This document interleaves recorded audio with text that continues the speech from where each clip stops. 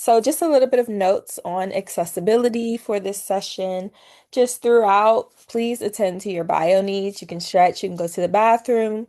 If you do speak, please speak directly into the camera so everyone can hear you. Remember that if you turn your head sideways too far, folks with hearing loss may not be able to hear you, and this is exacerbated in a digital form. If you would like to have your camera on when you speak, that would be great. Use and then you can turn on the caption feature. It should be working. If you have any issues with that, let us know.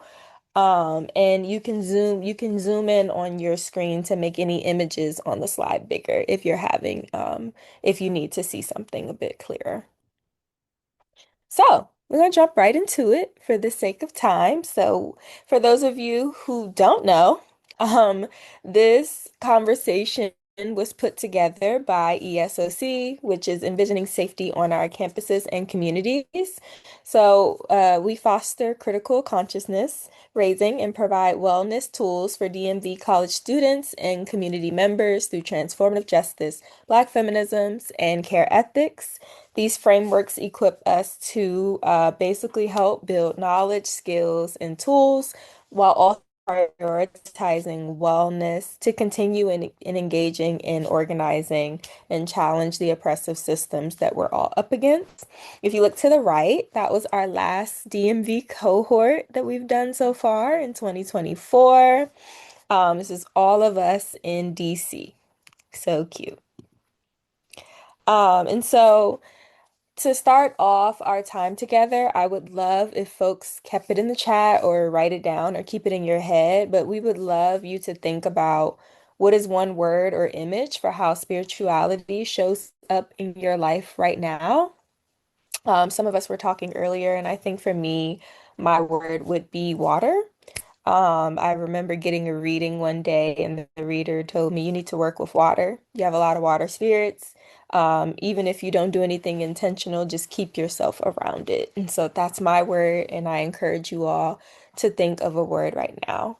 I also want to acknowledge, and this may come up in the conversation, I want to acknowledge that we're gathered today digitally at a time where there is a lot of climate catastrophe going on and there's a lot of fascist devastation happening in the world. And so definitely honored to be a facilitator for a conversation like this.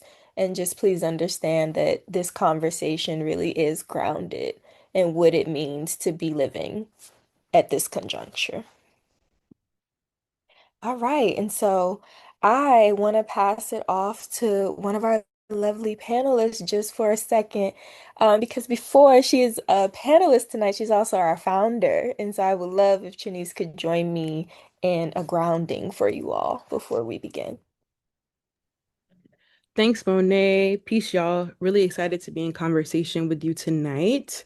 And I invite you to partake with me in a practice as an Ifa practitioner. And I would argue, as a practitioner of any African diasporic tradition or any traditional African tradition, we engage in something called Iba, right? Which is to give reverence. This is typically how we ground before any ceremony, any ritual, and I would argue before you do anything that is important, right? That you need to clear your mind, that you need to come prepared for.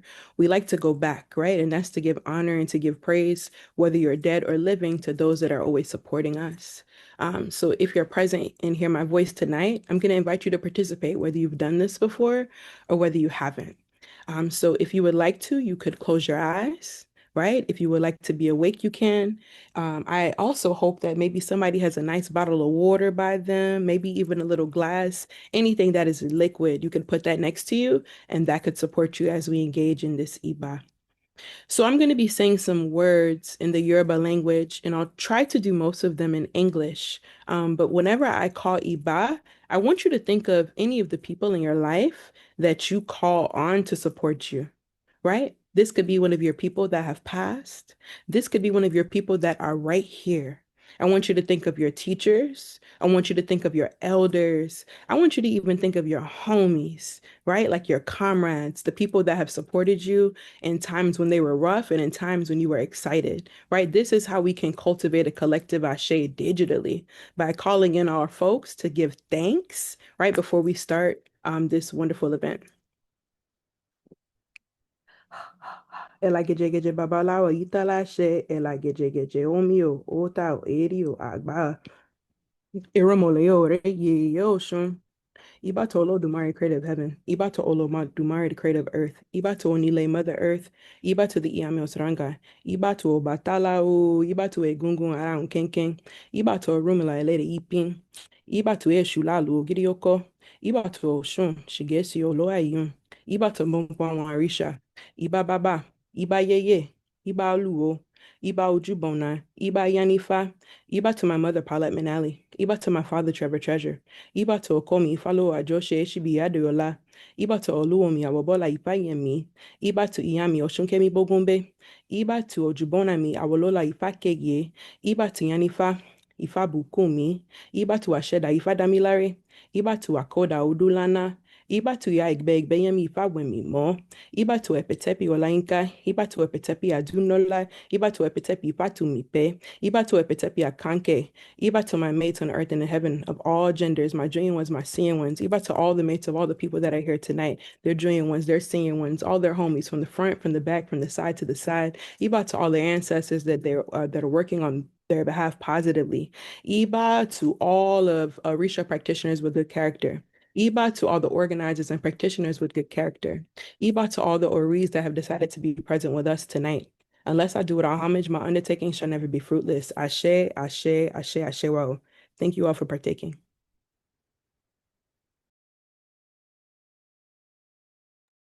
That was wonderful. Thank you so much, Trinice. I hope folks are feeling grounded and ready to keep going. So another grounding is we wanted to kind of sit with a little bit of poetry. And so we have the wonderful Lucille Clifton, and the poem is How to Carry Water. And it's from the Selected Poem collection. And so it reads, Mother tongue, the land of Nod. True, this isn't paradise, but we come at last to love it. For the sweet hay and the flowers rising, for the corn lining up row on row, for the morning doves who open the darkness with song, for warm rains and forgiving fields, and for how each day something that loves us tries to save us.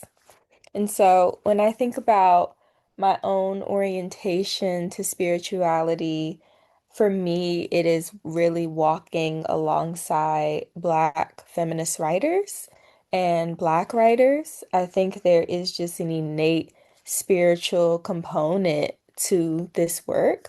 I think a lot of people who come into Black feminisms also come in it in a way of like, this is explaining the world to me. This is explaining what I'm seeing and what I'm hearing. This is giving me language, but also this is a part of a long tradition and a genealogy that I am now inheriting and I have to understand and walk through. And so for me, just the use of language is very spiritual, for me at least. It keeps me grounded whenever I feel like, oh, the burdens are all stacked against us. The problem before us is too big. I don't know how we're going to organize our way out of this. I go back and read. And for me, going back and reading produces a type of spiritual connection where I understand that nothing that I'm feeling is actually unique and none of it is new. And I think that's really important because it forces me to sit with the fact that the work is not complete and that something has been passed to me in my generation to keep moving forward. That's how I like to think of this poem and how I like to think about the writings of June Jordan and so many other people. So many of these writers wrote all the way up into until their passing. And I think if someone is committed to a writing practice all the way to the end of their life, they have something to say and their spirit is moving them to make sure that you're able to have access to what they say for a reason.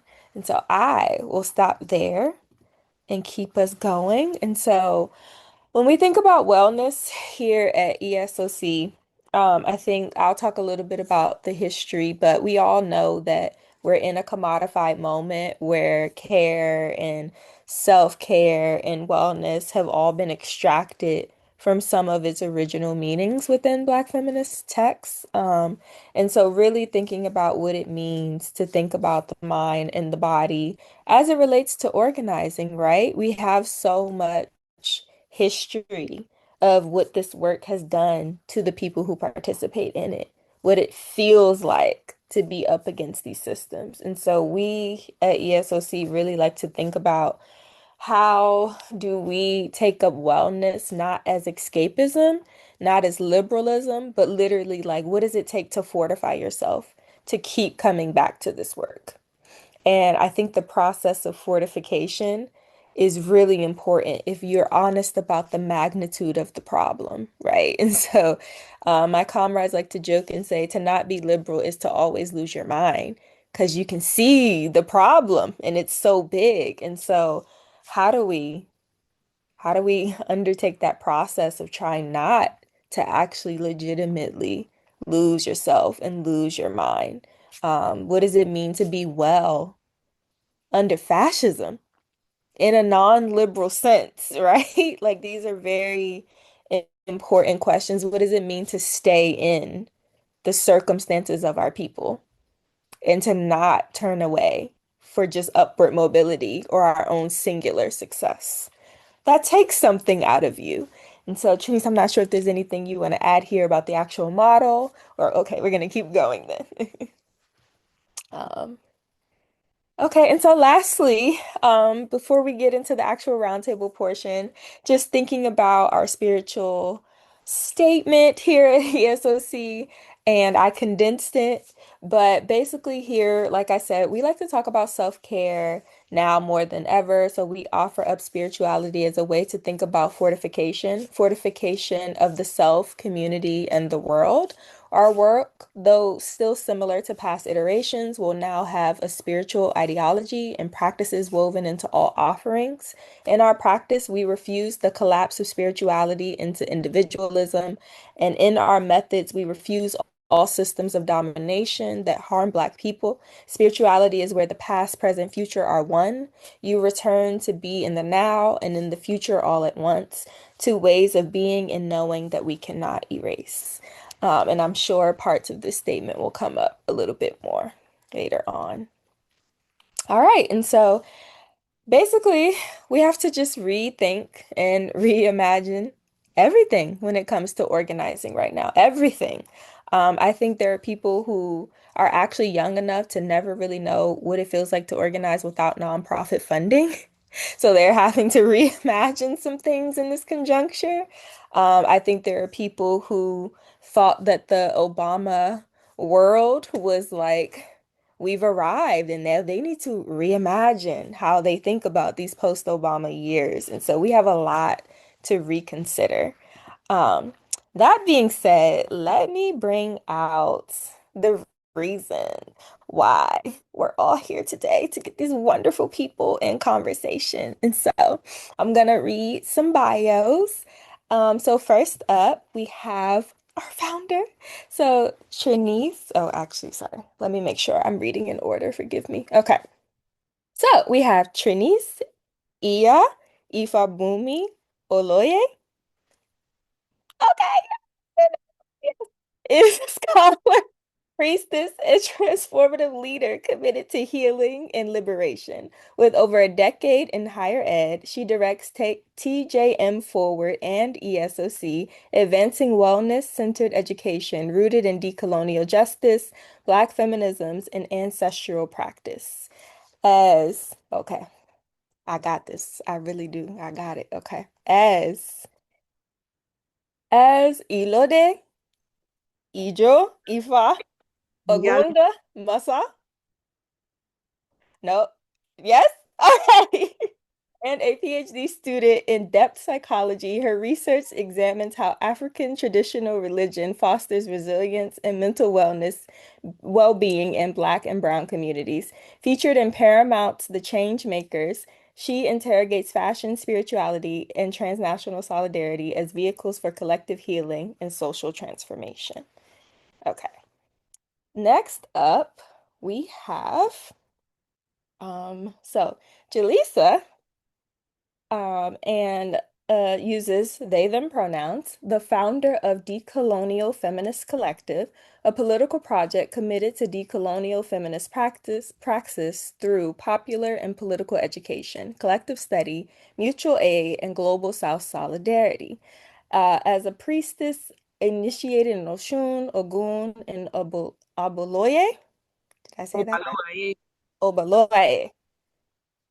Yes. Okay. They root their work in the spiritual and ancestral traditions that sustain movements for freedom. As a strategist, educator, and movement leader with over a decade of experience advancing gender and racial justice across grassroots nonprofit and academic spaces, they draw on the Black radical tradition, Black feminist internationalisms to bridge spirituality, political education, and collective care as essential practices to resistance and liberation. Whew, okay, sorry, y'all. Bios are no joke. Um, and then last but not least, so you all know that we have Oshufumilola, also goes by Juju Bae. I just saw that show Juju Bae, but I'm not right now, sorry. She is also a Osun priestess and a practitioner of West African and diasporic traditions, including hoodoo, conjure, and Ifa. She is the author of the Book of Juju, Africana Spirituality for Healing, Liberation, and Self-Discovery, and founder of Juju Bae, a multimedia platform demystifying the Black occult through storytelling, host of an award-winning A Little Juju podcast, featured in Hulu's Living for the Dead. She guides people of the African diaspora to reconnect with ancestral wisdom. Juju also holds a BA in psychology from Spelman College and teaches spirituality as liberation. Okay, wonderful. And so, before we get into it, I also want to give you all space to introduce yourself in any way that you think is not included in your bio, specifically as it relates to spirituality. And like, what do people not know about you that they can't get in a bio? So, yes, anyone can go.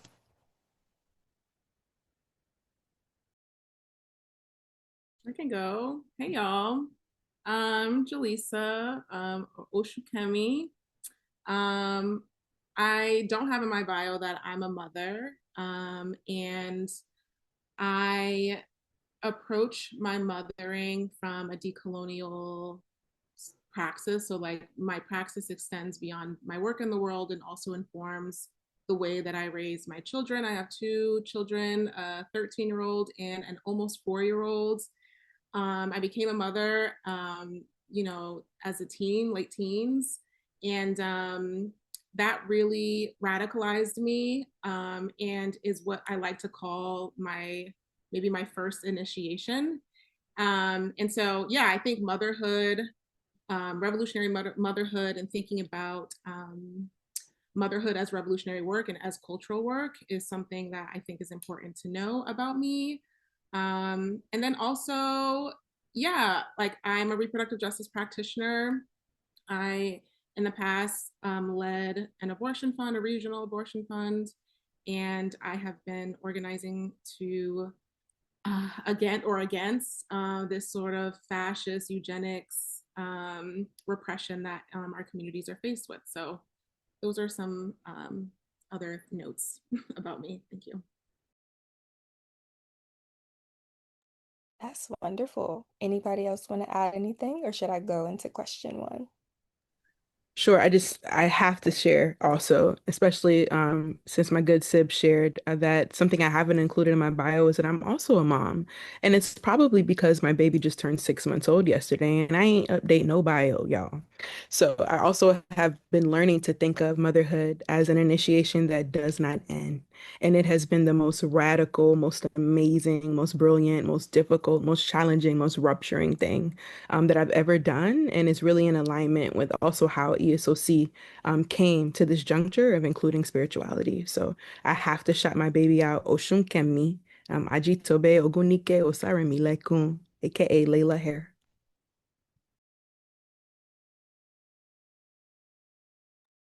Okay. Juju, anything you want to add?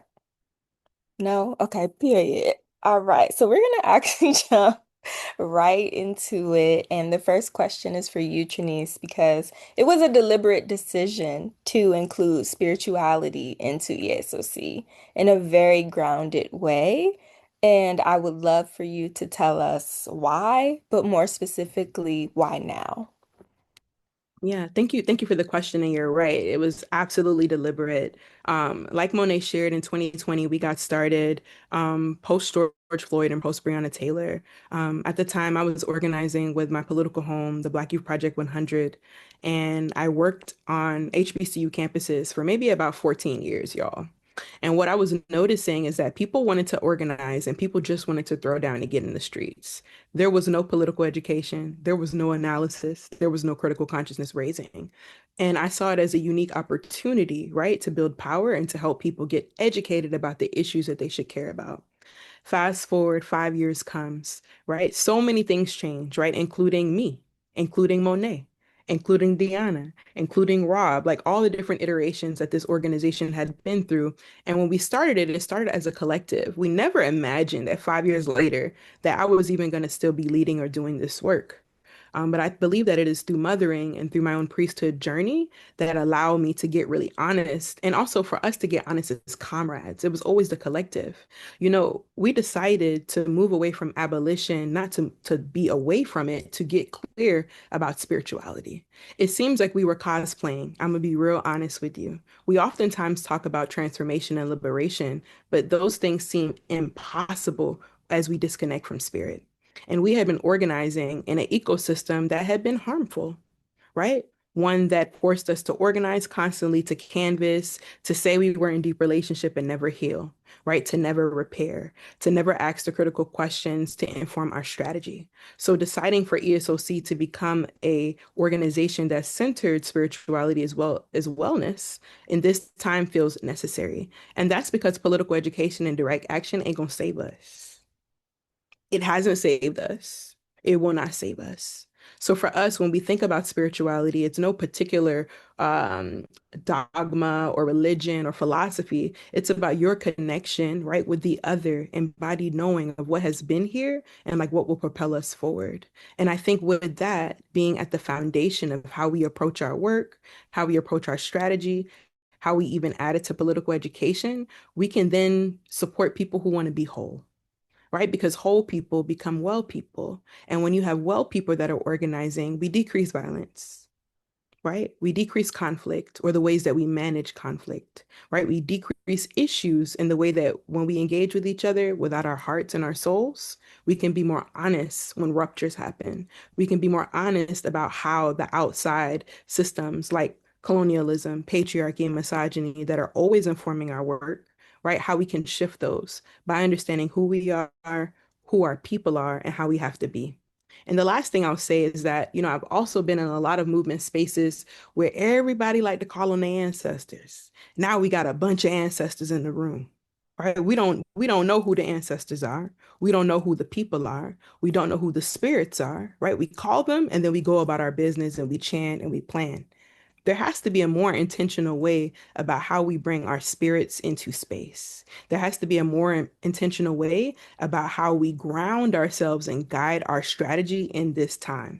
You know, in the time of Say Her Name, down to the time of Defend Black Women in 2022, there was this uprising in people collecting altars, right? People putting down flowers. Juju was giving me high John for me to disperse in DC that particular year. We was oiling down our machetes to go march. There is this resurgence of African traditional spirituality in particular that is happening in our movement. But one thing I've noticed is that it's becoming commodified because people do not want to have elders. People do not want to have protocols. People do not want to follow the things that you are told in a particular divination. See, the thing is about spirituality is that it is a technology that predates humankind and Western frameworks. Notice I did not say Ifa. Notice I did not say the Black radical tradition. Notice I did not say, right, they did not specify. Us three were coming to this conversation, a part of us as Osun priests, but that's not my mandate on this call. My mandate for the movement at this time is to find spirituality in everything that you're doing by starting with yourself. Because if you can take the time to be humble, if you can take time to release the ego and to start talking to your people, whether those are your dead folks, whether those are your spirits, whether those are your saints, you will find that transformation is required. And I think that that is a huge contention that we're sitting with in our movement is that we want to do transformative work, but we don't want to transform. And transformation requires discomfort.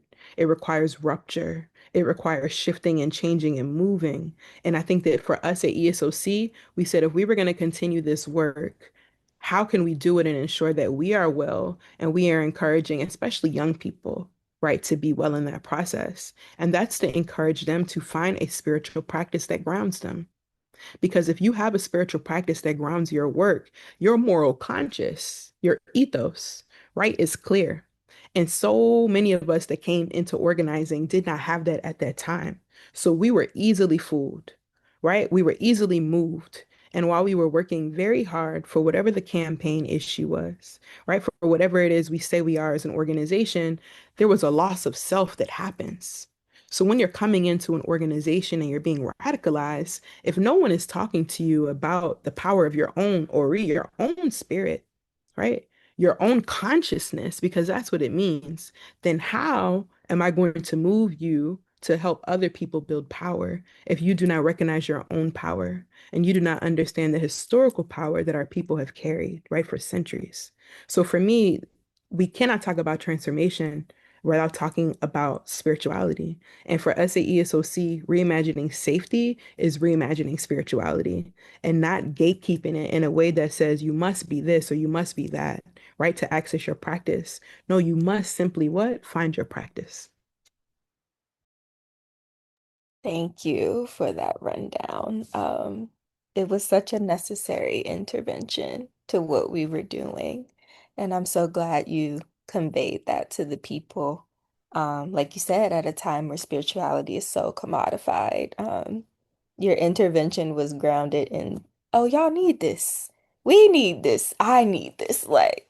And it was so timely. So this next question is actually for all three of you.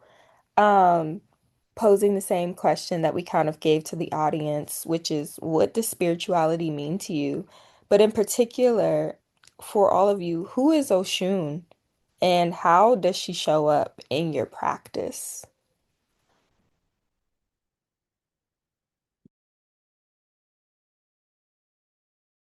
I can go with it. Yeah, sure. No. Um, I actually got asked this question recently, and I'm consistently thinking about how Oshun has moved me and will continue to move me for the rest of my life. As my 2-year Oshun anniversary approaches very soon. So I have not had her for super long, but the work that she's done on me is miraculous. And I think as non-Aberisha or even sometimes non-Osun priests, the imagery that we see around Osun is one that is what I would consider very patriarchal and very limiting to who she actually is.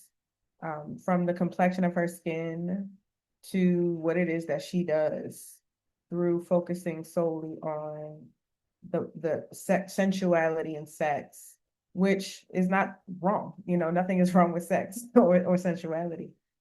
But my interaction and this iteration of Oshun that is within me, maybe that's part of it, but it is not the biggest part. The biggest part for the Oshun within me is actually um, a level of stature. It is discipline. It is consistency.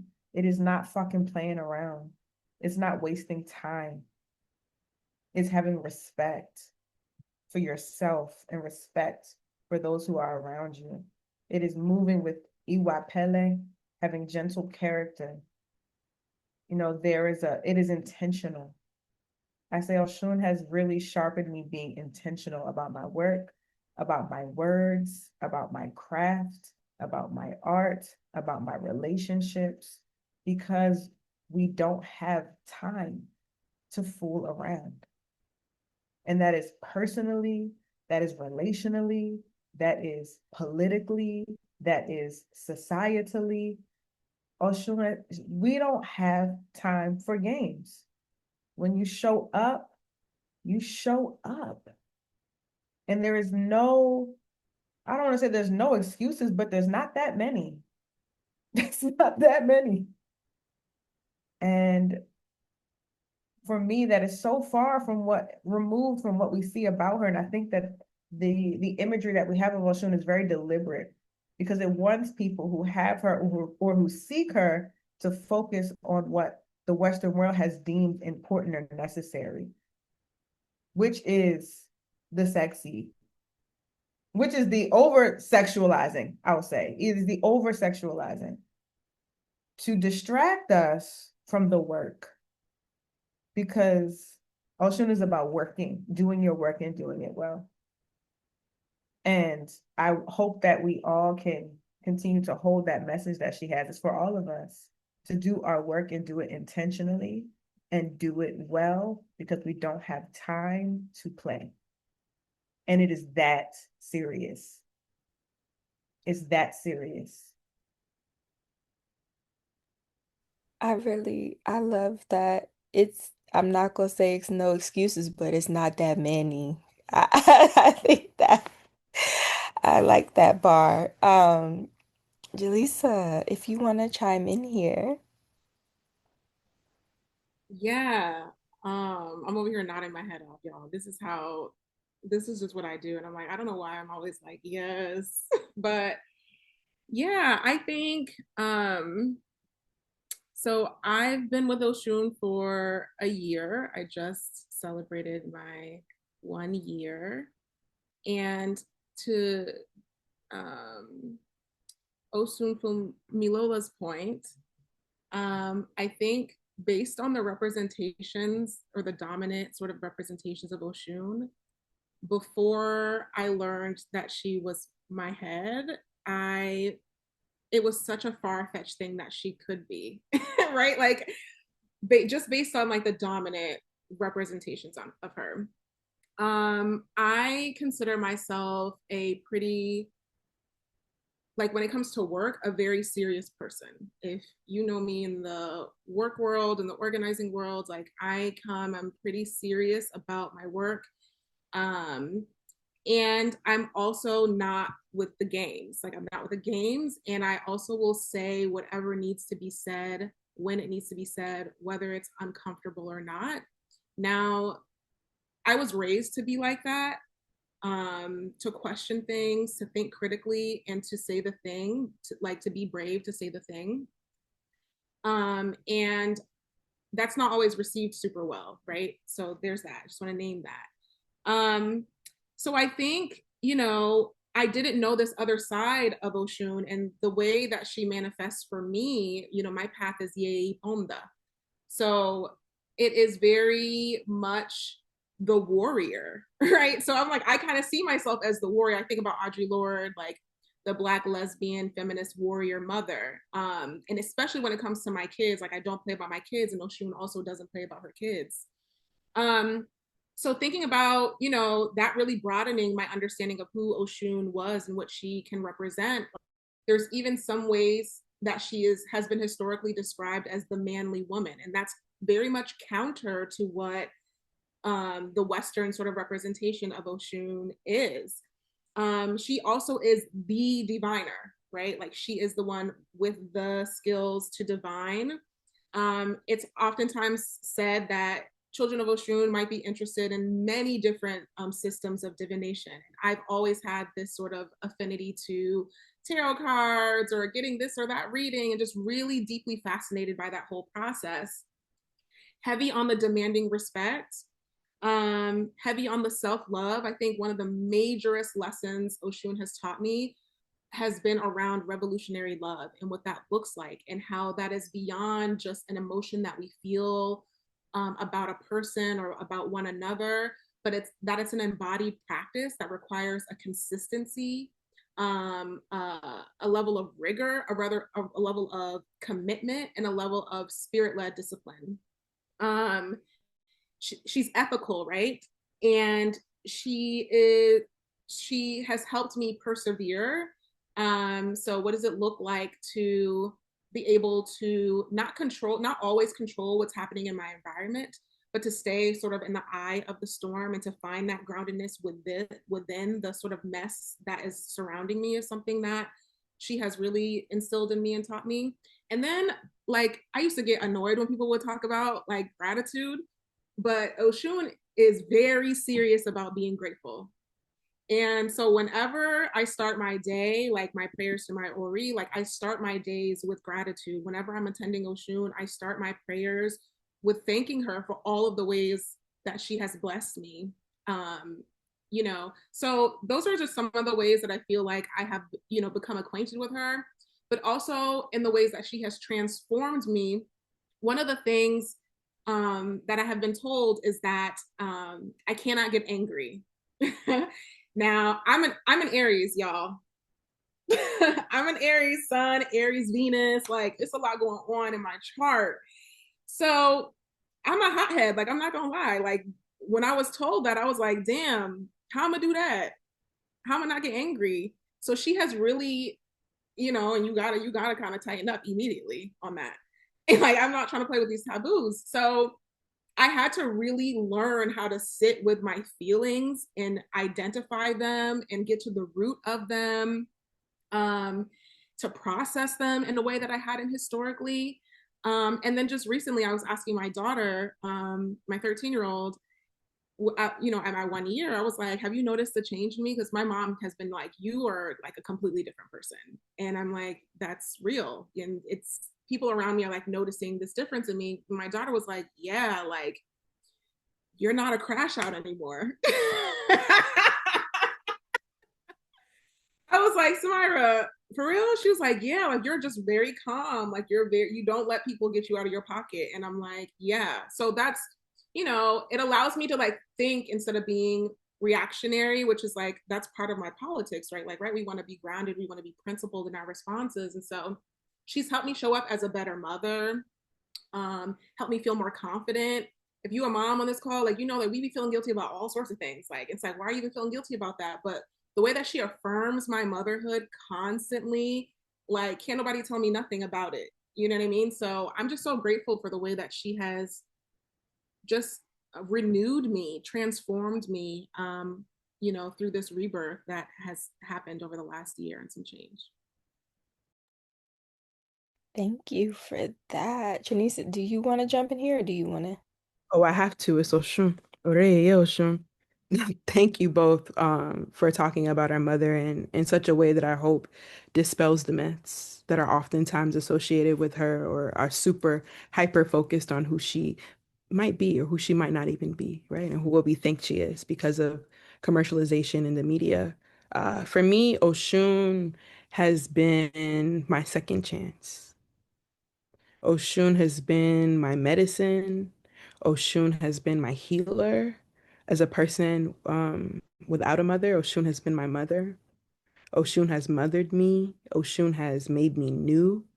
Oshun has been my disciplinarian. Oshun has been my coach. Oshun is constantly teaching me how to mother and how to teach, whether it's my daughter or my omoawo or my godchildren, whoever it is, she's constantly showing me and what are the other possibilities and how I could be, right? And with that, she has many characteristics. Some they've already outlined, but she is a strategist through and through, from Oshe Otura down to Odiogbe, right? Like she has always been a woman of strategy. And it's so interesting to me. I love that Oshun Fumilola said it. Like it's been intentionally designed for us to focus on Oshun as a sexual being that's beautiful. Yes, Oshun is absolutely gorgeous. She's described in the Oriki and the Pataki, the Itan that way. But Oshun, firstly, is a strategist who commands respect and commands respect for women, right? And I would argue gender nonconforming people as well because she thinks about the ways that imbalance, right, interrupts justice. And she demonstrated that from her first time coming to Earth. when she was ignored by those other 16 Iramole, those men, the Shango, the Ogun, the Orumila, the Batala. They said, oh, who is Osh? Like, what do you mean I need to listen to this woman? And Olodumare said, bet, watch everything you thought you created be destroyed, right? Down to Odi which is another Odu Ifa, when Orumila was being chased by death and being chased by sickness. Where did Orumila go to hide so it would pass him by? He went to Oshun, right? So it's Oshun shows us time and time again that we can stay steadfast in our grace. We could stay steadfast in our beauty, but we always must be what? Strategy. Strategy is the first thing with Oshun. She's the one who washes her brass before she washes her children. What does that tell you? She's about her money, baby.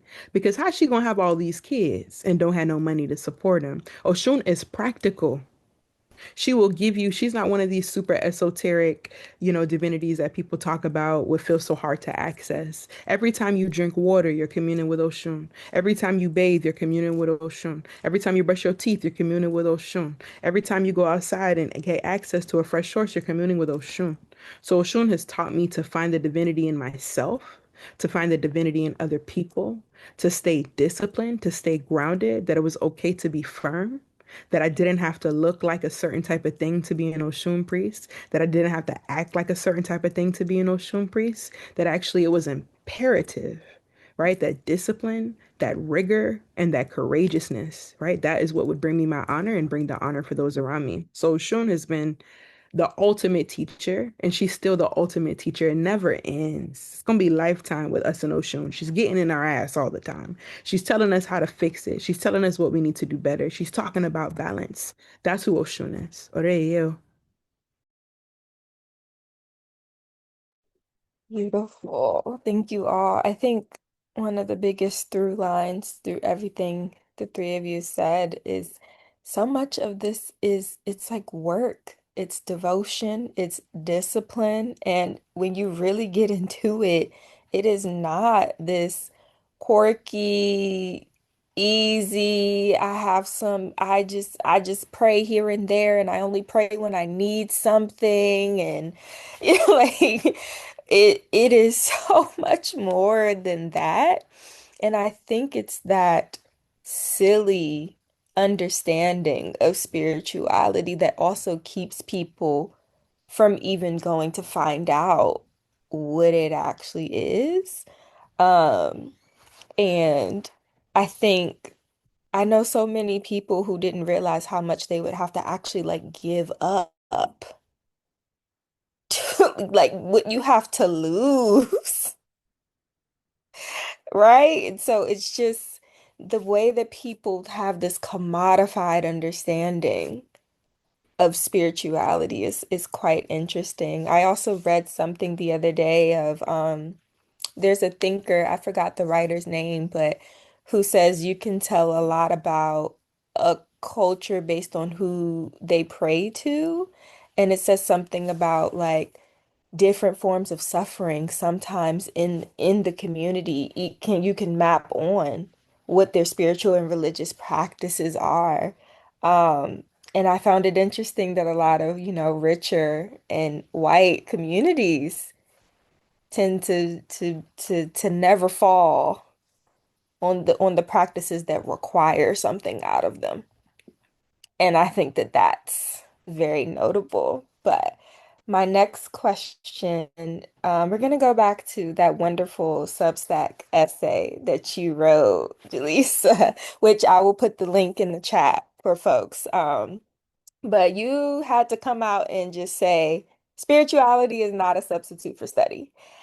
And the title was straight to the point, very Aries fashion. Very Aries fashion. You didn't crash out, but you pushed your pen, which I think is what we do. And so there was a part in the essay where you talked about going to Cuba, I believe, and you talked about noticing the organizers there being Marxists and Lukumi. And you talked about them holding a spiritual practice, but also knowing the theory and like the political framework side by side. And so I would love if you could just get into one, why did you have to write that article really? Like, why did you have to say it plain, and but also really talk about what it means to have to still be in deep study with the political moment and whatever your spiritual practice demands of you. Yeah, thank you. Why did I write that? Transparently, whenever I write on my Substack, I don't have like a schedule, but um, things come to me in a dream.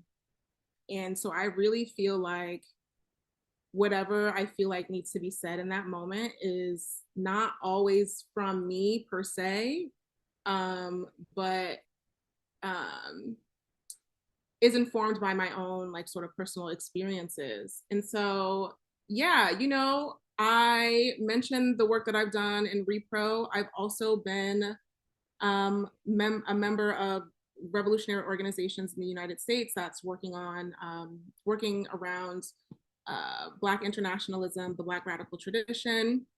And what I have found in these spaces is that they're very much heavy on the dialectical materialism, having the correct analysis, political theory, and there wasn't much space for any sort of discussion around care for, number one, like what does care look like to sustain this struggle long term?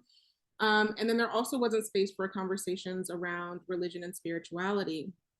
And I'm not someone who grew up in the church. I've always been really curious about it. So, like in middle school, I started having Bible study with the JWs because they knocked on my door, and I was like, "Oh, I'm a little nosy. Like, I kind of want to know what y'all talking about." There were questions that like remained for me. Like, okay, these questions, some of this makes sense, but then some of this I have unanswered questions. Same thing in high school. I moved to Atlanta, started going to church. I really liked the music. The vibes were nice. But sometimes the message would just rub me the wrong way. And so I had an opportunity to go on a delegation to Cuba with Black Southern organizers who were grounded with Black Cuban organizers on the island. And they were working or organizing around various issues of healthcare, issues of education. At the time, they were organizing to pass the Families Code, which was legislation in Cuba that would expand healthcare access for queer and trans communities, that would like extend the definition of family to include elder care and like care for people that you're not like blood related to or married to. So thinking about queer kinship. And so we were learning about how they were able to be really methodical in their approach to doing consciousness raising. They went neighborhood to neighborhood, like we're talking old school organizing, door to door type of thing, community meetings. But they were also meeting other cultural needs, like cultural needs of gathering. And part of their cultural practices was their Lukumi practice. And so while we were there with these radical Marxist Leninist organizers, who were really like about their business and winning, right? Like they were winning their political objectives. We also, in between our learning sessions, would be in someone's apartment and we would do a ritual, or at someone's shrine and we would give offerings. And for them, it wasn't, their religion and their spiritual practices were not in contradiction. And it just reminds me of things that I've read, right? Thinking about Safia Bukhari, right? From the Black Liberation Army, Black Panther Party, she said Islam and revolution are not in contradiction. That was her practice. I'm thinking about, Assata Shakur, rest in peace.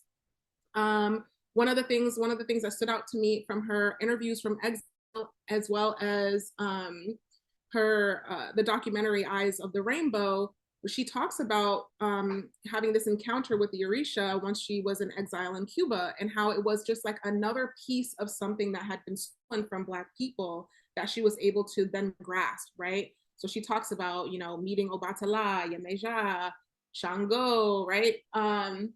And so I wrote it because I just felt like, and if I were to write it today, I would say spirituality is not a substitute for study, but I would also say study is not a substitute for spirituality.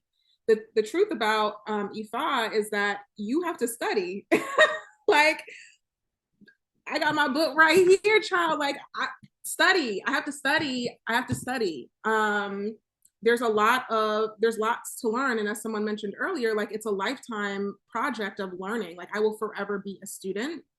Um, but also a person having an or adopting an African spiritual practice does not then make them correct politically, right? And so I think that's something that's really important to emphasize. Like when we think about the project of decolonization, we're thinking about delinking from the colonial matrix, right? So we're thinking about delinking from the coloniality of gender, of knowledge, of power, of being, right? Colonialisms, and I use the plural form, has infested every aspect of our lives. And so, yes, reclaiming our spiritual traditions is one way that we can decolonize our minds, but that doesn't inherently mean that our decolonizing project is over. And I like to think with Professor Sylvia Tamale, who was an African feminist. She wrote Decolonization and Afrofeminisms, but she talks about a decolonial agenda. And she includes reclaiming our humanity, our territorial and bodily integrity, reasserting our self-determination, restoring spirituality, you know, like having this Ubuntu sort of philosophy, which is underpinned by interconnectedness of all things. You might see here some overlap. If you was a priestess in a room, like you're like, okay, this is tracking. The spiritual nature of human beings, collective and individual identity, and the collective inclusive nature of the family structure, oneness of mind, body, and spirit, the value of interpersonal relationships. So I even think about like, how are we in relationship with one another? And what does that mean about you know, how we show up in this political moment? And so I think those were some of the questions that were lingering for me that were not being answered in these sort of revolutionary organizing spaces. I also was noticing, like on a personal tip, I was getting burnt out. Like I was tired and I really felt like I couldn't go on. Like I couldn't continue on in the way that I previously been. And I knew that what was happening with me was not just like I needed more sleep. I knew that there was a spiritual disconnect in my mind, body, spirit. And so that needed to be rectified. So yeah, I mean, I wrote it kind of as a dig at, you know, dogmatic Marxists who think, you know, who will parrot that line from Marx, like religion is the opiate of the masses, like making us into people who are not thinking critically about uh, systems of oppression and challenging that worldview. But then also, like in our spiritual practices, challenging the idea that our sole focus is on our own spiritual evolution, and that is a project that is disconnected from the health and wellness of our community. Like that is colonial, right? And so I'm kind of like playing in the middle ground of that. I hope that answered the question.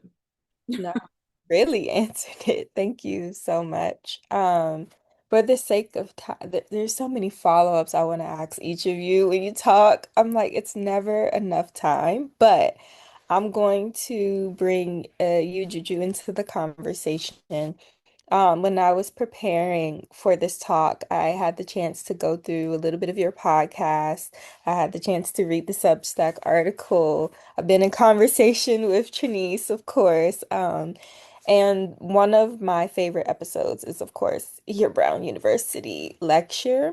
But not just because I saw you when you was there, but because you talk so much about like it started with a dream.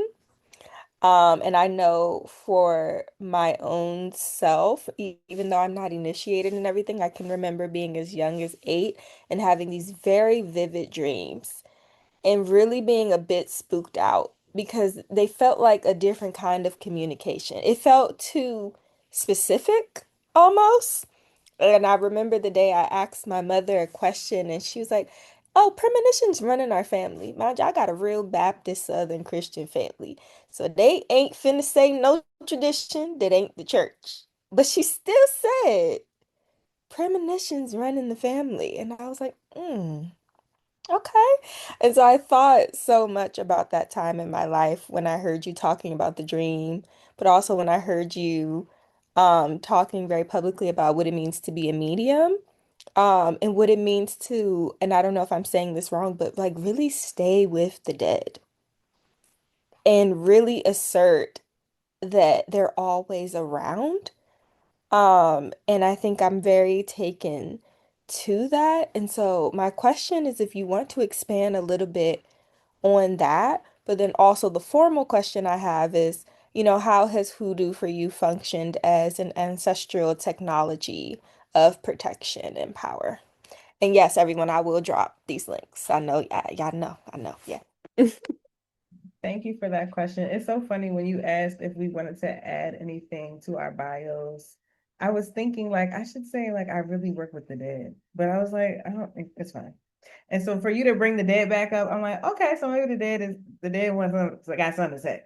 Um, I am a medium, and I actually have been working a lot more with the dead recently. And some of these are honorable ancestors, some of these are guides, some of these are, in the Spiritista contest, muertos, but people that have gone on and who may be related to us by blood or by love or by nothing, but they're around and really channeling a lot of those messages in Misa, which is Spanish for mass, but it is a space to reach out to these departed and say like, hey, what do y'all need? What's going on? Do you have advice?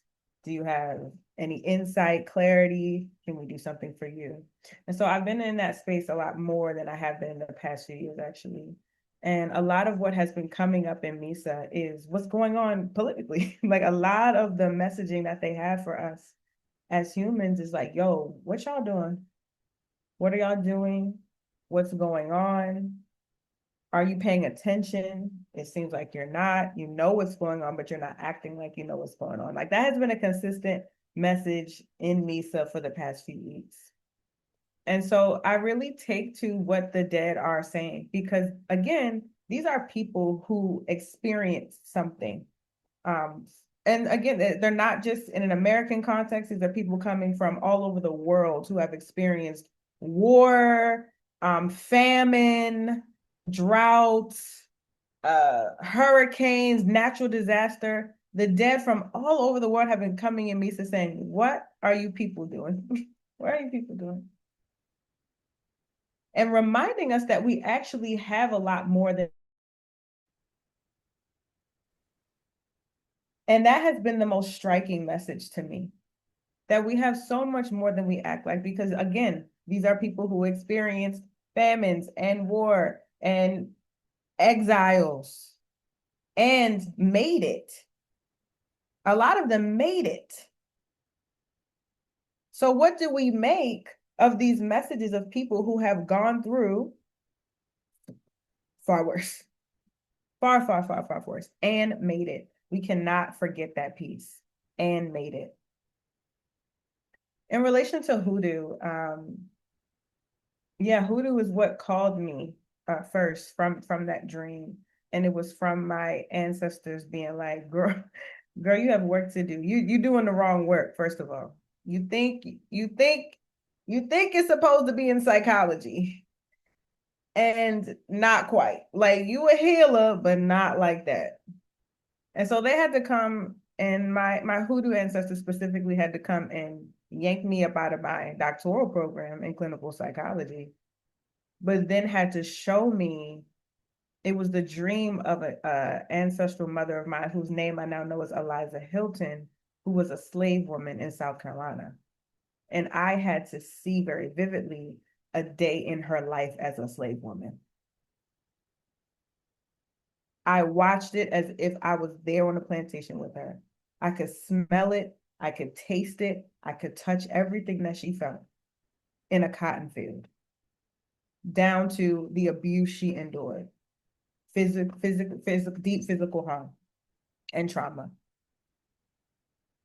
I couldn't witness that and go back to class, go back to my life as normal. Even though I knew this as a Black person who has descended from enslaved people, it wasn't until I saw it that my eyes really opened. And that is what brought me to, okay, so what is this? What were you practicing? What were my people doing on this land? Because we on this land now. So there is medicine here as well. And I think hoodoo has shown me like, yeah, this is what we did here. This is how we protected here. This is how we fought here. This is how we loved here. This is how we kept our children close here. This is how we birthed babies here. This is how we made sure this baby wouldn't be sold from me. Because there was a root for that. There was a prayer for that. There was a work for that. I try to bring pop culture, and we saw sinners. You know, there was a reason that I think it was it Smoke? I think it was Smoke who had to take that mojo off to die. He had that mojo from Annie, and he stayed alive through all the trauma he went through. He had it, and he had to take that off to then go on to the afterlife. So there is a power. There is a power in the root. There is a power in the water. There is a power in the prayer. And we cannot forget that as we have our politics, as we have our understandings of life and the world and what needs to be in the change, we have to have something that fortifies our spirits or we will not survive. And it's simply that plain. And we have to get for real, like get really serious about that. Cause like, yeah, we did talk about it. I talked about it on my podcast, came out in 2018, but it wasn't this. It wasn't this that's happening today. I've been saying it on my talks. I feel like I've been on a tour because it's Hoodoo Heritage Month. So I just been talking. But I'm like, I keep saying if you wanted to play, you should have did it 5 years ago. The playtime is over. You wanted to play, you wanted to fake it, you wanted to just call ancestors and not do shit. You should have did it 5 years. You should have got out your system. Playtime is done. There will be playing again, but it ain't today. I'm gonna stop here. Woo! You gave us so much. I yeah, I think it was in that same episode where you also really broke down Black Baptist Christianity, and you really talked about, you actually see a lot of overlap between some of the prayers, some of the uses of like Psalm in Hoodoo and in that, and it just has me thinking of how many of our people are doing something that they don't even know what they're doing, but you still are doing it uh, more than you even know. And so I really, if folks go listen to those episodes, specifically the one in the chat, I think you will get a lot of that, a lot out of that conversation. So thank you, Juju, and thank all of you for what you brought. I want to bring Trinice's voice back into the conversation. Although any of you can answer this question, I'll start with Trinice and thinking about um, what are the everyday rituals of care that we can build into our organizing spaces? And I think what I want to add to that call for two of you is, what does that word care actually look like when someone is a mother? And I'm hoping we can really unpack care as not an inherently good thing, a necessary thing, but like really think about its multiple burdens as well, and who it tends to fall on and what it tends to actually do to these organizing spaces. So I hope that makes sense. Yeah. Yeah, it makes total sense, and I'm so glad you led with the response, right? Like you've clearly answered the question, and I really want to shout you out personally for the work that you do in our organization as it relates to care ethics. The work that Monaye is leading in ESOC has single-handedly transformed our cohort. In our cohort, people are able to curate a wellness plan at the beginning and at the end of the cohort where we are checking in with them and coaching them through their wellness. Y'all, if Monaye and I would have had that when we was back at BYP 100, we might be different niggas. We might be different people today. Same thing for you, Osho, for me, Lala. Right? Same thing for you, Osho, Kemi. If someone just would have had a conversation of consideration about who I was and where I needed to go, I would have made different decisions about who I decided to be in relationship with and how I decided to engage.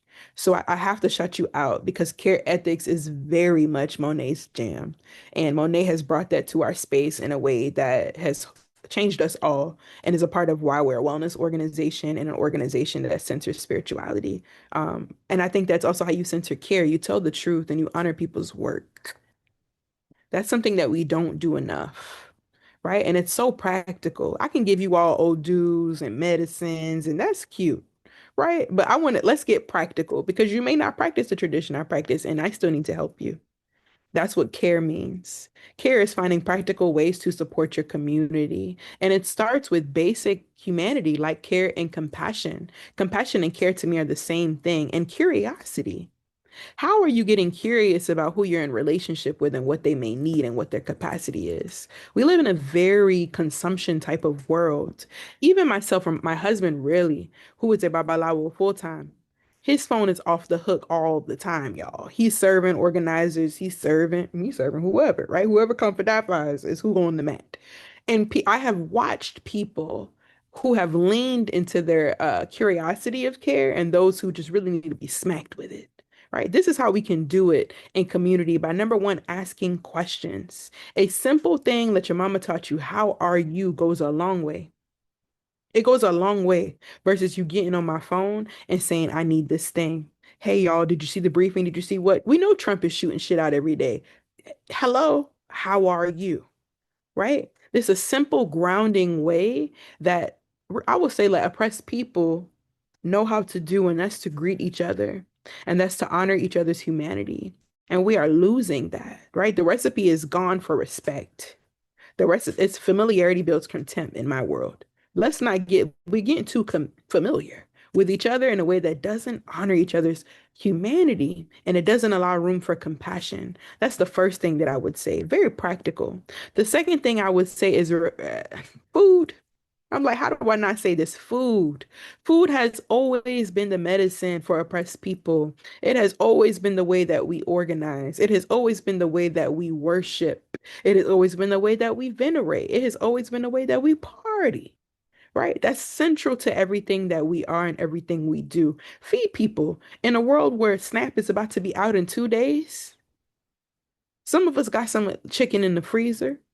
Some of us got bags of rice. Some of us got some beans. Some of us got some chips, right? Like get communal with your gatherings to ensure that everyone has something to eat. Something we do in our Elay is we have potlucks to ensure that not only can everyone eat, but we're not draining the pockets of one particular family or household. Right? Like food is central. The way we grow our food, the way we create our food, the way we develop our food and consume our food together, those are ways that help us to be in care of each other. Because a lot of us are assuming that we have the money and everybody can Uber Eats. It is not so. Right? So when you really consider other people, you could bring that plate to someone's house. Right? In most African traditions and Caribbean traditions, when you come to someone's house, you bring something, whether it's a bottle of water, a pack of cookies, right? A platter of wings, a little thing of tuna, sardines, whatever it is. That is an offering of care that I don't know what y'all have in here, but I want to contribute to that, right? To ensure that someone is well in this house and someone has something to eat. Another thing I want to offer is just grounding, right? As a practical way. And you could do that. We exemplified kind of two different examples. I did an Iba, right? A prayer, right? I gave reverence. Monet did a poem. Some people might have did a breathing. Some people might have needed to close their eyes. Hopefully somebody stretched. Right? Like there are many ways that you can allow people to fully be in their bodies when y'all get together. I've spent at least 10 years in meetings between higher education and organizing spaces where people come in, get a plate, and sit down and talk about the work. Know how you doing. No, we don't know what's going on. People are moving through grief. People are moving through despair. We are moving through, we know the F word, but I say this is political and spiritual suicide. This is a war that we are under. That's what the conditions are creating for us to see no way out. A simple how are you? A simple grounding and checking around how you're doing, food, right? Notice I didn't mention any particular framework. I didn't academic you out the door. I asked you to get in your humanity bag because that is the bag that we have long time ran away from. And I think that if that approach can happen in our spaces, whether spiritual, whether political, whether organizing or work, we can then shift relationship because relationships is how we build power. And to close, especially for mothers, consideration is key. depending on the age of the child, especially, and depending on like the support of the person that we're talking about in parenting. Parenting is the most beautiful and difficult thing you get to do in this world, and it is the most spiritual and it is the most radical because the type of children that we create then become our legacy that will be the decision makers, the movers, and the shakers of society. So, how we decide to spend our days by raising our children, from ensuring that their nervous systems are settled as young as 6 months old, down to 18 years old, that they're making good decisions when they go on dates, right? Those people will be your presidents. Those people will be your prime ministers, your teachers, right? So it's really integral that you put respect on the role of a parent and we stop treating it as if it doesn't matter. Right, that it's something small or something that you just do as a result of sex. It is a deeply divine spiritual assignment that literally keeps the world moving and going. That was so beautiful. So we have 5 minutes until we need to shift to Q&A. I'm happy to take your response, Jalessah. The last question that I want to put in the ether, and maybe you all can weave it into how we answer Q&A, but what lessons can we learn from historical freedom fighters who were also spiritual leaders? And I think a lot of people may not even know that genealogy. And so, yeah, putting that out there. Yeah. Yes to everything Trinice just said. I want to read this definition of care that comes out of thinking about how care workers were being organized in Guyana. Um, and, also thinking about how care has been sort of caught up in this neoliberal iteration that I think you mentioned in the beginning, Monaye. But this is injustice as a labor of care. And it says care, as we use the word here, operates in the context of historically constituted and intersecting systemic inequalities and encompasses a wide range of actions. It refers to the wide range of emotional, intellectual, spiritual, and physical work needed for the everyday maintenance, affirmation, and continuation of life. It includes care of the self, communities, and the environment that sustains these. It includes work for better health and well-being, education and knowledge production, food, clothing, shelter, care of the young and all living things in their myriad forms. At the same time, it is far more than these material acts. It is also the intimate, emotional, and affective, though not always harmonious, values and ideas that inspire and motivate us to do the routine and mundane acts of care. It is the emotional and psychological work that holds relations between living things together. It is the courage to do this work again and again with persistence and grace, no matter what obstacles may be encountered. Care is linked to justice because without care, there is no reason to value justice and no possibility of its realization. And I really love that capacious definition of care that goes beyond doing something for one another. It also could include being present. So to the point of like, how are you doing? Being present with people and whatever it is that they are navigating in life, whatever is being thrown at them in any particular moment. And then, yeah, for me, thinking about care and what that means for mothers, I'm, speaking as a single mom, and someone with a disabled child, it looks like, and someone who is type A, like if you ask me, I got it all covered, right? So just like taking initiative to take a load off of a parent's plate. And then as it relates to organizing, how is our organizing spaces designed to ensure that parents can be at the table, right? I always say this, like, I don't know how we think we're getting free without caregivers at the table. There are unique skills and technologies that caregivers have that movements need to achieve our liberatory objectives. And so, what does that mean for how we structure our organizing spaces to ensure those abilities, those skills, right? When we think about revolutionary parenting, like we can be having these conversations with children as well, right? Like you ask my daughter about what's happening in Congo, Sudan, and Palestine, and Haiti, she's going to be able to tell you, right? So how are we thinking about how we can reintroduce this intergenerational thing that happens, right? Like this is very a cultural practice. If you go to Nigeria, like there's kids around all the time, right? Like the kids are there, the parents are there, the elders are there. It's a full thing that's happening. And so like, how do we embody some of that? And I wanted to say that intentionally because I think those of us who are trying to reconnect with our ancestral religious practices from the US can sometimes approach that from a very US centric place. So this goes back to the point around decolonizing the mind and our relationships, like not just going to get our initiation, I'm gonna go get mine so I can improve my life. Like what cultural practices might we want to re-adopt to change how we are relating with each other under the system of capitalism in the United States that makes our lives more livable, right? Like the kids are running around, but there's parents, there's adults all around, and everybody has eyes on the children, so the children can just be moving freely, right? And so I'm just thinking about that.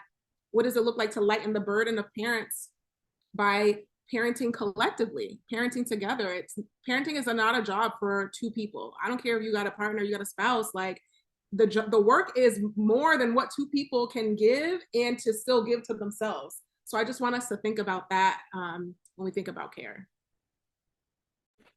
Thank you. And then lastly, Juju, if you wanted to answer that question about historical figures who may have been spiritual as well as organizers or freedom fighters. I was just coming up with a list in my head, and these range obviously from tradition, but just from Sojourner Truth to abolitionists who were Denmark Vesey and Gullah Jack, who were ministers, Methodist ministers as well as Hoodoo men. Cecile Fatima in the Haitian Revolution, who was a voodoo priest. Harriet Tubman, who was a seer and identified Christian. Assata Shakur, who was also in Orisha tradition. I mean, the list goes on and on. From MLK, Malcolm X, these were people who had ideologies, political rigor, and faith. And they couldn't have done the work that they did without their faith work. And these were just top of mind folks that I wrote down. There's so many others. But it doesn't matter necessarily the religion or the practice. But we know that these folks organized, and they often organized in their sanctuary, or they did ceremony and ritual before the organizing, or during the organizing, or it was the precipice to revolution. So we're not gonna get free if the spirit ain't free. We're not. Like the spirit has to be free in tandem with the liberation that we're working towards. So I just wanted to just name those folks and remind us that it's not even always, there is critique around certain traditions. I'm not trying to say that. There are things that we have to uncover and unpack within ATR, I will add. Not necessarily only about the tradition. These are folks who had a variety, diverse group of practices and still found a way to do their work within their ritual and the ritual within their work. Yes. Can I just add? Sorry, I'm like my wheels are turning. Audre Lorde, Lucille Clifton. So I'm appreciating that y'all started there because she also convened with dead people all the time. She had to like get it figured out because they were coming through constantly. Catherine Dunbar, Toni K. Bambara, Nina Simone, right? These are all people these are all who've had practices and we don't really know that much about these practices. So yeah, there's a legacy that we can pull from to inform our work today. Yes, y'all hear that homework? I'm like, I have to add Ella Baker, Malcolm X, Mama Tingo, Marielle Franco, Queen Annie of the Maroons, right? The list goes on from Mayo to Black Baptists, right? To what is it? Trinidad, Shango Baptist. We can see the litany of traditions, right? And movement. And spirituality has always been the sacred, like, weapon of strategy. And if you don't get anything else that you didn't get here tonight, like, know that you cannot separate spirituality from the sacred and the sacred from the strategy. And if you do, you will get exactly what's happening right now. that was really like a very precise closing remark. You don't even need me. That, yeah, let me read these Q&A. I don't even gotta say much. So we have some questions. I want to honor the folks' time on the call, so we're definitely not going to be able to get to everybody's questions. Like we got two parents on the call, y'all, so we gonna try to do what we can. But the first question is, what advice do y'all have for building a spiritually radical healing justice space in a city that doesn't really have those spaces? Another question, I'll just put them all out there, whatever spirit is saying answer, that's what y'all do. The next one is, how do you find ways to accept? Oh, this is for you, Jalessah. How they understand that Oshun says don't get angry, but how do you find ways to accept the emotion of anger in a way that still honors that taboo? And then this last one is, in the context of care, how do you respond to contradictions around care in the midst of a pandemic when spiritualists largely do not advocate for or practice COVID safety, and how they practice answerability to their godchildren and or blood children when presented with critical feedback? This is coming from my experience as being silenced when trying to correct misgendering from spiritual elders. So those are the three questions on the table.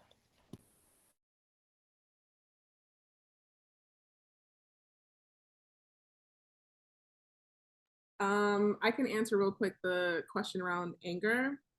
Um, because I really just went back to my one of my elders to be like, okay, like I want to talk about this a little bit because anger is a normal human emotion and you're going to experience it.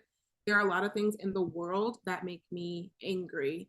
Um, I think it's in leaving it there, right? Like not sitting with the deeper emotions. Oftentimes there's an emotion underneath the anger. So sometimes it is like feelings of deep sadness and or disillusionment, or feeling like I don't have the power to change a particular situation. And then there's like the somatic thing for me, and this works for me. If I move my body, and that is one of the ways that I can transmute anger, is through dance. I used to dance. I'm retired, but I still, I still do a little something. But dance is one of those ways that I'm able to help transmute my anger. And then sometimes I'm gonna go to my Substack and type the words, right? And so knowing what works for you, that can help be a grounding force for you. But I don't want it to come across like you cannot experience anger, like that you're a human. And actually, there's a lot of shit that should make you angry. And then I'm curious about the COVID piece and the misgendering piece because as someone who has long COVID and still is like one of the last people on planet Earth that like takes those protocols, I think that's also something that I'm finding difficult to sort of obviously cultivate and create community and connection, but wanting to keep myself and my family safe. So I'm curious about what others, think about that. Monet, the way my neuro spicy shows up is if I can't see the thing, it's kind of hard to. Can you remind us of the last two questions so we can decide? And I will also put them in the message to you too. If I actually can't copy and paste. I'm sorry. I'll read it again. What advice do y'all have for building a spiritually radical healing justice space in a city that doesn't have those spaces? So I think there's questions around like, how do you build a spiritual community? How do you do spirituality if it requires kind of community in a sense? I think you can kind of touch on. Got it. And what was the last one? I remember that COVID is the question and gender, being misgendered, I think. I guess I think the question is how can spiritualists practice accountability or answerability to their godchildren or blood children when presented with critical feedback? And the two examples, so I think there's one about COVID, but I think the other one was about being silenced when correcting spiritual elders about misgendering. Got it. So that's like a two for one wrapped Yeah, up. yeah, yeah, I think so. I want to create space for us all to answer the questions because they feel really critical. But this the what I want to weigh in around the first question around creating spiritual and radical space and developing spiritual community, right? I believe that's the question. Ella Baker says, build it and they will come. I think that if you have the tools, and tools could be your godparent, your teacher, a couple of folks who are interested in doing it, you can build it. Now, depending on your type of tradition, you may not have what you need, right? You may not have accumulated that. And it could also be, frankly, unsafe for you to think that you could build an Elay, but you can build a collective. You can build a coalition. You can build your own house. Historically, queer folks have always built our own houses, not just for dance and things like pose, but for our safety and for our livelihoods. So you could always develop a collective with a ethos and a mission, right, that feels aligned with all of you, right? Whether that's from a cooperative down to just a group of people who are interested in moving around a particular issue and want to be in spiritual practice together. So no one can stop you from that. You don't need a godparent for that. You do not need an elder for that. It's just a collective of people wanting to come together and start to build this space. You can build it. Now, if you're talking about institution building, then I think you should get some training, right? Get some training around the schools of thought and the frameworks that feel most aligned for you, and also the ones that you are most curious about, right? That will inform your how, right? You will then understand the history of how it's been done, because that's very important to not just think that we can start to develop these things and think that we're the first. Because very rarely in 2025 are we the first to build whatever it is. Someone has done it before, and a huge part of that reverence and that Sankofa is like honoring who has done it before and learning, right? Even from their critical mistakes, right? Or the gaps or the things that they weren't able to accomplish, you can actually build it from there. And then the question I think about the godparent I want to weigh in, because I really want Oshofumilola and Oshokemi to weigh in, is that's really difficult, especially if we're talking about US based folks or diasporic folks or continental folks who may not have the same ideas and concepts around gender that we've been oriented around. I can only speak for myself, practicing a Yoruba tradition, but also being a Caribbean person, that some of the ideologies and frameworks that I've been exposed to, some of my people just haven't. It doesn't make them illiterate. It doesn't make them stupid. It makes them ignorant, right? To the ways that they could and shift. And I have to be honest, it's mostly informed by colonialism and patriarchy. And I will argue anti-blackness as well. And let's add in some misogyny, since we got the whole pot of bullshit. Like, let's just add it, right? So I think that patience and bravery go hand in hand. And you have to do both. You have to be willing to sit there and have that conversation with that person and say, hey, especially if you never talk to them about your gender and how you would like to be called and who you would like to be called. For some people, they say they get it and they really don't. They really don't. So I would say a good elder is one that's willing to sit here and like be in the conversation with you about something that matters. Because if you can come and sit on my mat and I can't listen to your offerings and your requests, then maybe there's something odd about that, right? Especially around your gender, of how you see yourself. Then we have the complicated part of this conversation, which is the continent, where in languages like Yoruba, gender is not even a part of how we even greet each other. We don't even talk to each other as siblings. It's agbon mi, big sibling, little sibling. You know what I mean? Iya, baba, title, according to like what your spiritual prowess is and what your biologically can do, right? In the world of Ifa. So I think you should think about all the complications around gender and coloniality, and also be willing to be brave and speak up for yourself. And if you have somebody around you that can support you, bring them and say, hey, Baba, I would like to talk to you about this. And I got Juju with me just to help as a buffer. Or I was thinking about this thing and it made me feel this way. Can you tell me why you can't seem to get this? Is there a way that you can commit to this? Sometimes it's the patience and the bravery, because if people have been doing something one way, they literally don't even think that it's possible to do it another way because it's so ingrained. I think Oshunkemi said it. We cannot think that spirituality has also not been colonized. The iteration of Ifa we have today is not the same from 400 years ago. We're doing our best to hold on to it, right? But we can't act like there's not an influence and a correlation there. So I hope that feels helpful to the person. Yes. Juju, I'm actually going to give you this last question that just popped up. And this person wants to know, what are some simple ways to navigate dream work into our liberation practice? And you'll be our last question. Dream work. It's so interesting because dream work, the key word is work, which means sometimes you feel like you ain't sleeping. You know, you're not really fully always getting a full night's sleep because you are literally working during the day, and when you close your eyes, you're doing more work. But I think so that that work is not going to waste, it's about paying attention to what is coming up in your dreams. Dreams are also not always exactly like what you think that they are. Or it may not always be, you know, in your dream, you could dream about a person, a friend of yours betraying you, but it may not actually be about that friend. It might be, but it might not be. So it's really being well, this is why I'm a diviner. I love divination. You can just go to divination to confirm, you know, what the dream is about or what you may need to pick up from it. But I do always recommend like just recording your dreams, whether you're doing a voice memo or you're writing some things down, you're taking notes of how you feel when you wake up after you have, even if you don't recall your dreams. Like, are you waking up feeling good and refreshed? Did you wake up feeling like you've been doing a lot of work? Has your head been a little more cloudy? Like, these are just practical body focused, thought focused, mind focused things that you can keep in mind as it relates to dream work. But I think one of the biggest things with dream work is that means that you have to lay down. You can't dream. Sure, we can have dreams, ideas, thoughts. But if we're talking about the dream space, the dream work where they be talking, you know, your subconscious is speaking, that often happens in moments of rest, in moments of pause.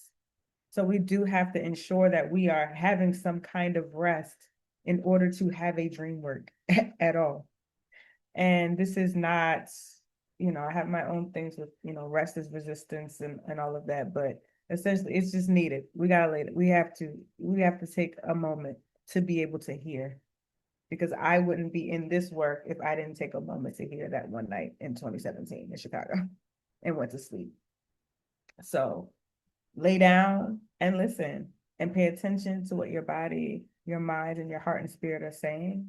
And if you are continuously being pushed in a direction, that may be something you need to investigate more seriously. Thank you. So I just want to thank the three of you so much, not just for this call, but just the work you do in the world and how you show up in the world outside of this call.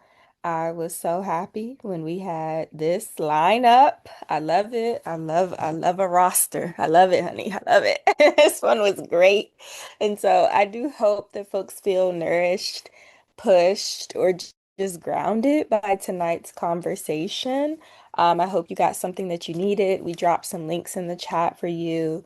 We will be having a second roundtable more focused on environmental justice and thinking about the data centers in Maryland and DC coming up. So, really grappling with organizing environmental justice and spirituality. And that is set for November 17th. Check out our IG page for more information, and I will send you all to whatever you got to do after this late night. But thank y'all so much. Thank you. Thank you. This was wonderful. Nice. Bora Osun, mo dúpẹ́ o, ó dàbọ̀. Hey, thank you so much.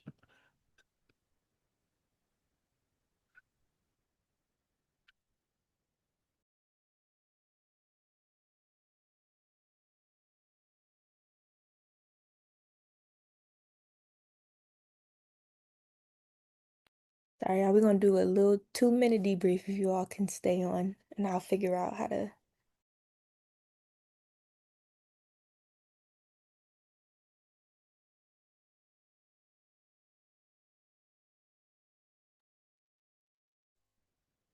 Just put some people in the waiting room. Okay, I was just trying to do that, but you was quicker than me. Thank you. I was trying to figure it out too. That was I was about to quick. do it As soon too. as I was about to click, you had them out. Okay, hey y'all, how y'all feeling? Hi. That was lovely. Thank you for moderating. Great questions too.